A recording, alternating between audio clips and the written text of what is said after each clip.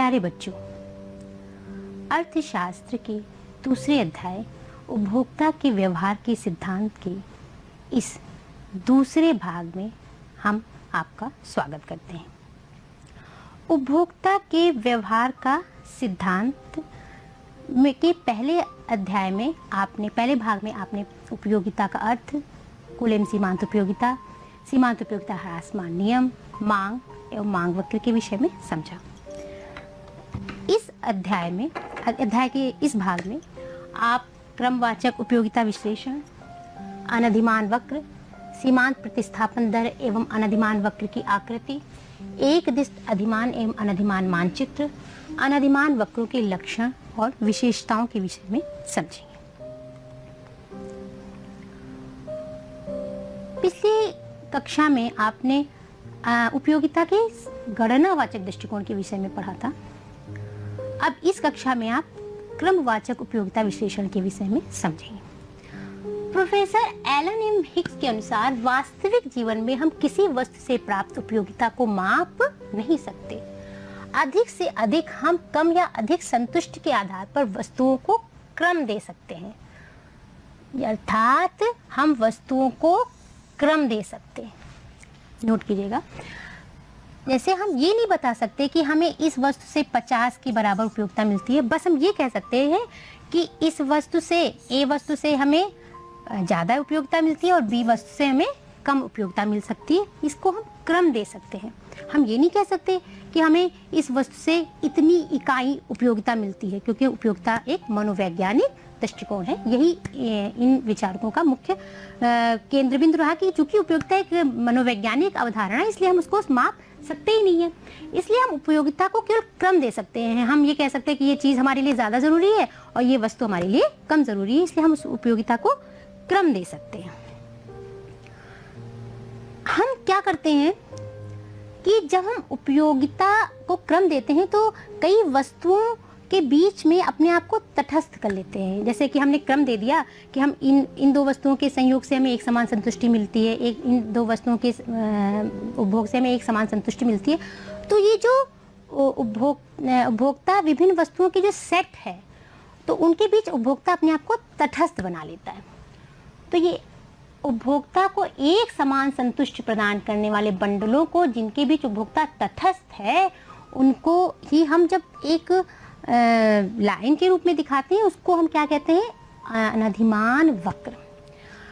सामान्य जीवन में हम जब वस्तुओं के विभिन्न संयोगों को क्रम देते हैं और क्रम के हिसाब से हम उनका एक सेट बनाते हैं, उनको ही हम और उनके बीच अपने आप को अनधिमान कर देते हैं। अनधिमान का मतलब होता है कि हमारे लिए ना ये ज़्यादा जरूरी है, ना मतलब ये ना ज़्यादा अधिक पसंद है, ना ये पसंद है, दोनों बराबर की पसंद की चीज़ें हैं।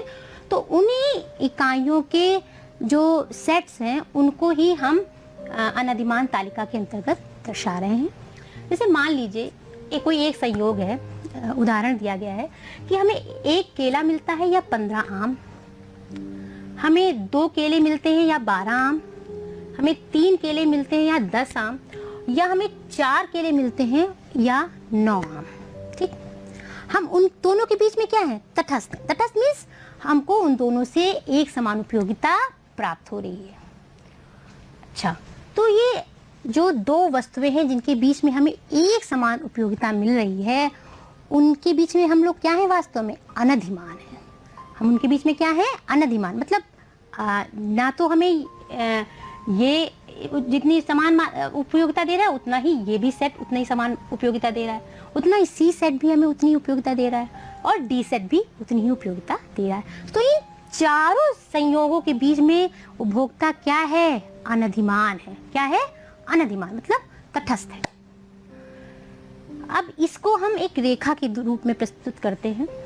तो देखिए, जब 1 केला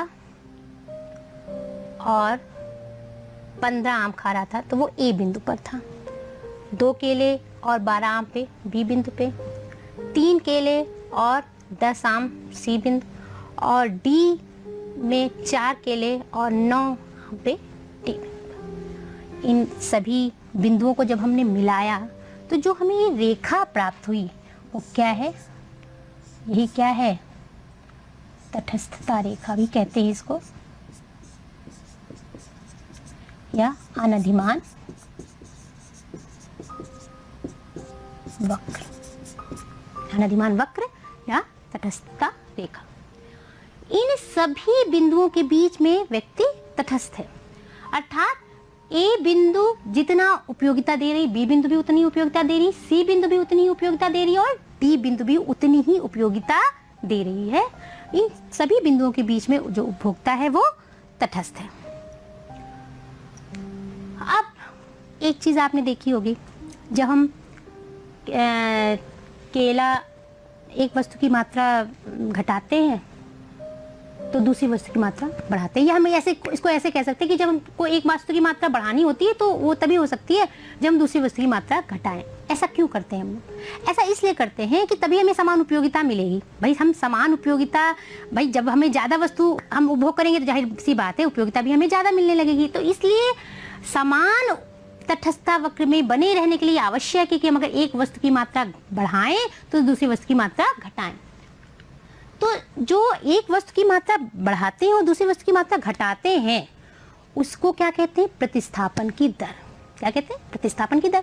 अब इस प्रतिस्थापन की जो दर है उसमें उसको वो कैसी होती है? जो एमआरएस सरल रूप में वह दर है जिस पर उपभोक्ता आमों के स्थान पर किलो को प्रतिस्थापित करेगा ताकि उसकी उपयोगिता समान रहे। तो ये बात तो समझ में आ गई कि एक स्थान पर दूसरे का प्रतिस्थापन करेगा जिससे उसकी उपयोगिता समान रहे। ठीक, अब ये जो प्रतिस्थापन की जो दर है वो कैसी होगी? घटती हुई होगी। कैसी होगी? घटती हुई। घटती हुई क्यों?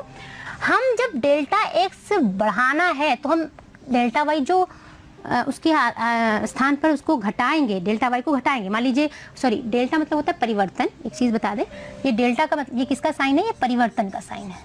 ठीक, तो जो ये परिवर्तन होगा वो कैसा होगा? घटता हुआ होगा, कम होता हुआ होगा। क्यों परिवर्तन कम होता होगा? क्योंकि जब हम आम की मात्रा, देखिए ऐसे मान लीजिए केले की मात्रा बढ़ा रहे हैं और आम की मात्रा घटा रहे हैं, तो जो आम की मात्रा घट रही है तो आप जानते हैं जो वस्तु हमारे पास कम होती जाती है उसकी की उपयोगिता हमारे लिए बढ़ती जाती है, और जो वस्तु बढ़ती जाती है उसके लिए उपयोगिता हमारे लिए कम होती जाती है। सीमांत उपयोगिता ह्रास मान नियम पिछली कक्षा में आपने पढ़ा। तो इसलिए जो हम वस्तु बढ़ाते जा रहे हैं और जो वस्तु घटाते जा रहे हैं, तो जो बढ़ाने वाली वस्तु है, जो वस्तु हम बढ़ा रहे हैं उसकी प्रति इकाई की उपयोगिता कम होती जाती है।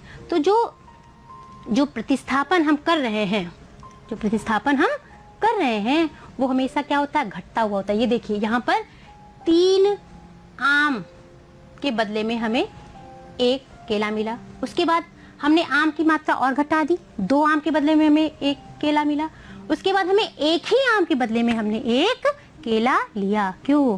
क्योंकि हमारे पास आम क्या हो रहे हैं? कम हो रहे हैं, इसलिए हमारे लिए आम ज्यादा उपयोगी हो रहे हैं। आम के लिए हमारी उपयोगिता बढ़ती जा रही है, और केले अधिक हो रहे हैं इसलिए केले की उपयोगिता, प्रति इकाई उपयोगिता घटती जा रही है। सीमांत उपयोगिता ह्रास मान नियम जो भी कह सकते हैं।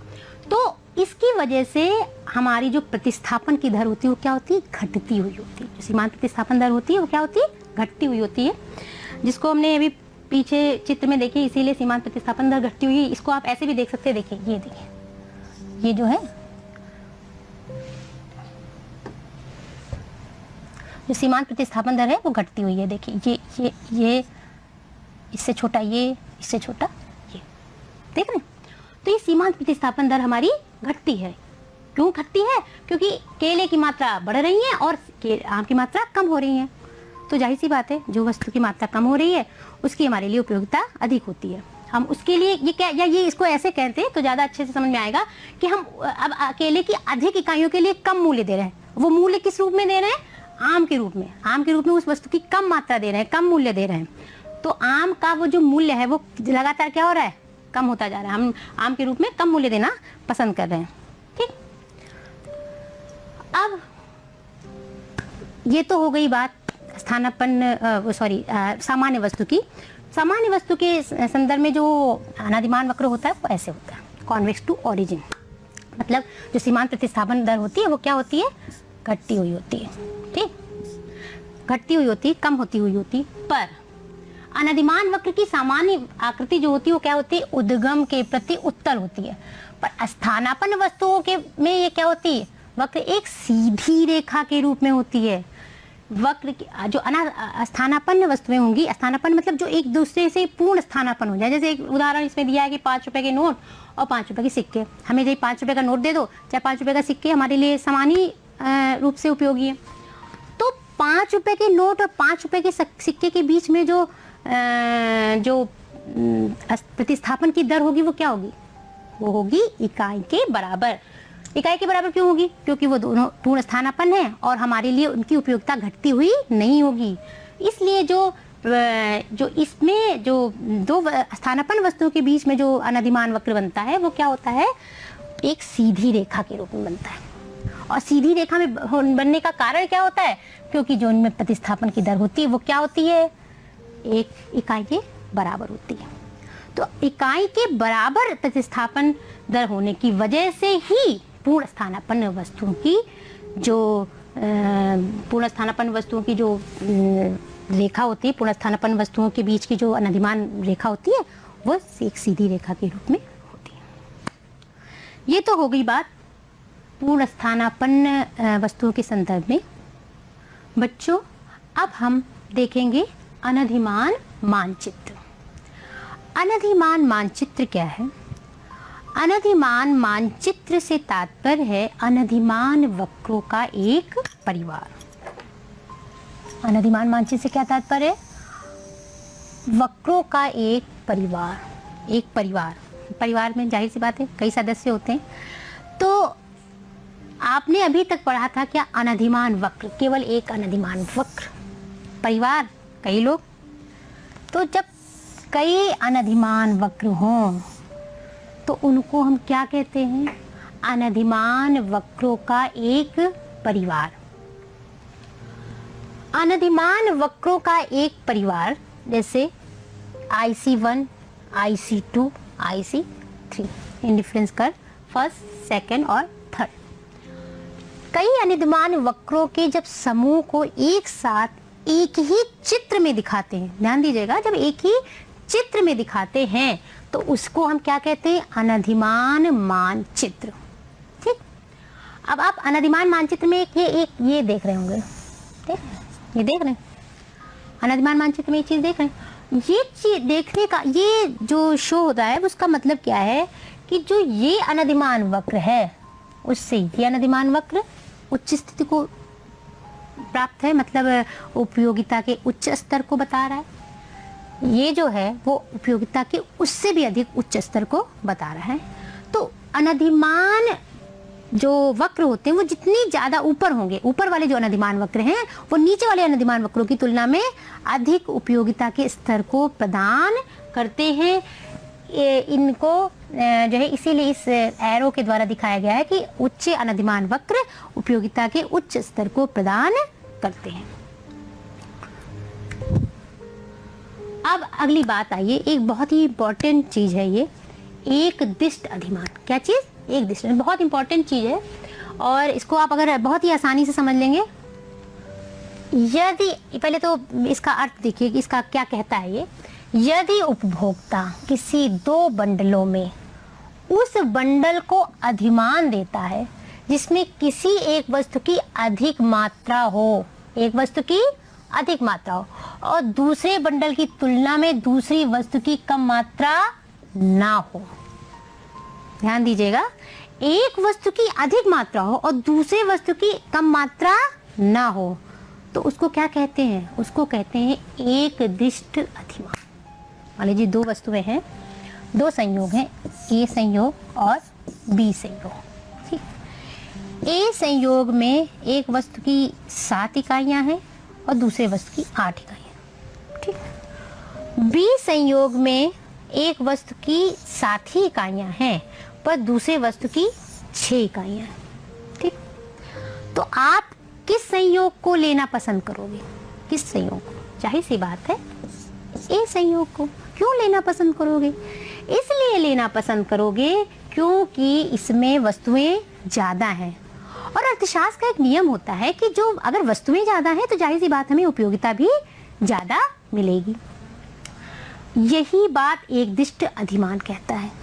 एक दिष्ट अधिमान का मतलब है कि हम उस को अधिक पसंद करते हैं, उसको ज़्यादा अधिक वरीयता देते हैं, जो हमें ज़्यादा वस्तुओं की मात्रा उपलब्ध कराती है। जो सेट, जो बंडल हमें वस्तुओं की अधिक मात्रा उपलब्ध कराते हैं, हम उनको ज़्यादा वरीयता देते हैं। तो ये ए और बी वस्तु है। इसको आप एक उदाहरण से भी समझ सकते हो। जैसे कि आजकल हम लोग दावतों वगैरह में जाते हैं तो मान लीजिए स्नैक्स हमें प्लेट से मिलते हैं, है ना, होता है, स्नैक्स हमें प्लेट से मिलते हैं। तो जैसे कोई बहुत खाने का प्रेमी व्यक्ति है ना, या सभी लोग, ज़्यादातर एक मानव स्वभाव होता है, एक प्लेट में मान लीजिए 5 प्रकार के स्नैक्स रखे हैं और दूसरी प्लेट में मान लीजिए 7 प्रकार के स्नैक्स रखे हैं। तो आप किसको वरीयता दोगे, इसको या इसको? जाहिर सी बात है इसको वरीयता देंगे। ठीक, क्यों वरीयता देंगे? क्योंकि इसमें ज़्यादा मात्रा में वस्तुएं हैं, और ज़्यादा मात्रा में वस्तुएं हमें उपयोगिता के उच्च स्तर को प्रदान करती हैं। उपयोगिता के उच्च स्तर को प्रदान करने की वजह से हम उसको अधिक अधिमान देते हैं, अधिक पसंद करते हैं। ठीक, अधिक पसंद करते हैं, इसी को हम एक दिष्ट अधिमान कहते हैं। अब हम अनधिमान वक्र के लक्षण या विशेषताओं का अध्ययन करेंगे। अनधिमान वक्र के लक्षण और विशेषताओं को विशेष रूप से ध्यान से समझिए, क्योंकि इससे आपको पूरा चैप्टर समझ में आएगा। एक तरह से पूरे चैप्टर का आपका रिवीजन है, पूरे चैप्टर को एक प्रकार से आप रिवाइज करते हो। अनधिमान वक्र के लक्षण या विशेषताओं में जो पहला पॉइंट है वो है अनधिमान वक्र बाएं से दाएं नीचे की ओर ढाल वाले होते हैं। अनधिमान वक्र कैसे होते हैं, देखा? बाएं से दाएं नीचे ढाल वाले होते हैं, है ना? क्यों होते बाएं से दाएं नीचे ढाल वाले? क्योंकि हमने आपको बताया, एक मान लीजिए इधर x वस्तु है और इधर, सॉरी, ये इधर मान लीजिए इधर ये y वस्तु है और इधर ये x वस्तु है। ठीक, हम जब y वस्तु की मात्रा बढ़ाते हैं, सॉरी, y वस्तु की मात्रा जब घटाते हैं और x वस्तु की मात्रा बढ़ाते हैं, तभी हमें उपयोगिता एक समान प्राप्त हो सकती है। मतलब हम नीचे, ऊपर से नीचे की ओर जाते हैं तो हम एक वस्तु की मात्रा, y वस्तु की मात्रा घटाया और तो x वस्तु की मात्रा बढ़ाई, तो हम नीचे से, ये ढाल नीचे होने का मतलब यही है कि हम दूसरी वस्तु की मात्रा बढ़ा ही उसी कंडीशन में जा सकते हैं जब हम किसी एक वस्तु की मात्रा को घटाएं। क्यों घटाते हैं तब बढ़ाते हैं? उसका कारण ये है क्योंकि हम उपयोगिता को एक समान रखना चाहते हैं, एक ही बिंदु पर स्थिर रखना चाहते हैं, एक समान स्तर पर रखना चाहते हैं। ठीक, और उपयोगिता को एक समान स्तर पर रखने के लिए आवश्यक है कि हम जो है एक वस्तु की अगर मात्रा को बढ़ाएं तो दूसरी वस्तु की मात्रा को घटाएं। तो इसलिए जो तटस्थता वक्र है वो बाएं से दाएं नीचे की ओर ढाल वाले होते हैं। एक बात स्पष्ट हो गई। दूसरा है कि जो तटस्थता वक्र होते हैं वो मूल बिंदु की ओर क्या होते हैं? उन्नतोदर होते हैं। वो क्या होते हैं? मूल बिंदु की ओर उन्नतोदर होते हैं। देखो, 2-3 तरीके की आकृतियां होती हैं। एक तो होती हैं, ये है मूल बिंदु की ओर उन्नतोदर, ये है मूल बिंदु की ओर नतोदर।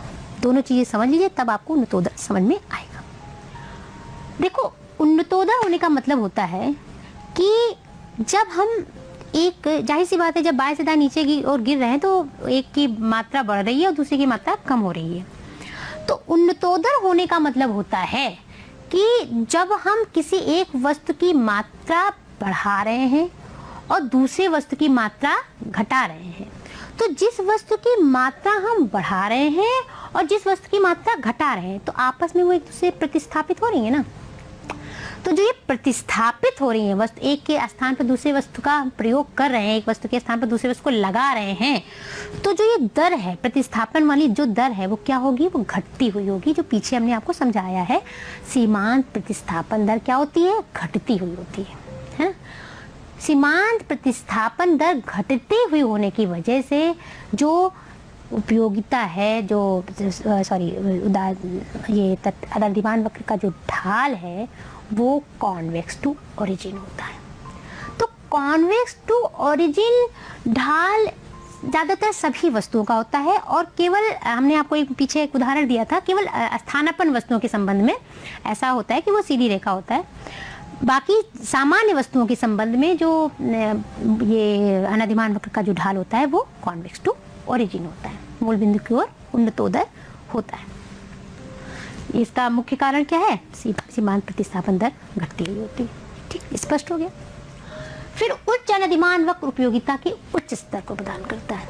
हम अनधिमान वक्र में जैसे जैसे और ऊपर और ऊपर और ऊपर, और ऊपर का मतलब ये नहीं कि कहने का मतलब ये है कि अनधिमान वक्र के एक अनधिमान वक्र के ऊपर अगर हम कोई अनधिमान वक्र बनाएंगे और उस अनधिमान वक्र के ऊपर जो हम बनाएंगे वो उससे अधिक उपयोगिता देता है। क्यों अधिक उपयोगिता देता है?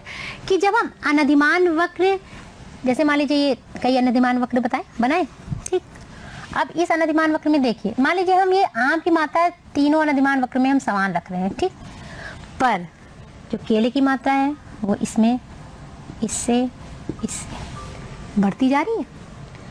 इस ए में जो केला है, एक में जो केले की मात्रा है वो बी में उससे ज़्यादा है, सी में उससे ज़्यादा है ना।